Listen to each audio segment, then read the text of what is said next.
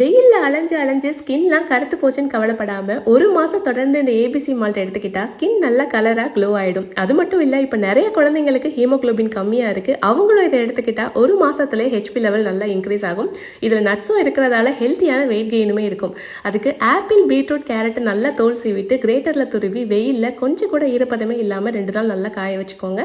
ஒரு கடாயில மக்கானா சீட்ஸை நல்லா வறுத்து விட்டுக்கோங்க. இப்போ அது கூடவே பிஸ்தா, பாதாம், முந்திரி, ஃப்ளேவருக்கு ஏலக்காய், டைஜஷனுக்கு சுக்கு சேர்த்து அதையும் நல்லா வறுத்து விட்டுக்கோங்க.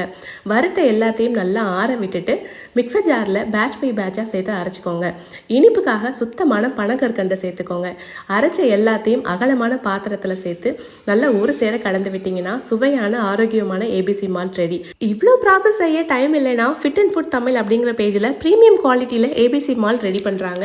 இவங்க சூரிய ஒளி கூடாரத்தில் எல்லாத்தையும் காய வைக்கிறதால இதோட நியூட்ரிஷன்ஸ்லாம் நமக்கு அப்படியே கிடைக்குது. இவங்களோட வெப்சைட் அண்ட் வாட்ஸ்அப் நம்பர் ஸ்க்ரீனில் கொடுத்துருக்கேன். உங்களுக்கு வேணும்னா கண்டிப்பாக ஆர்டர் பண்ணிக்கோங்க.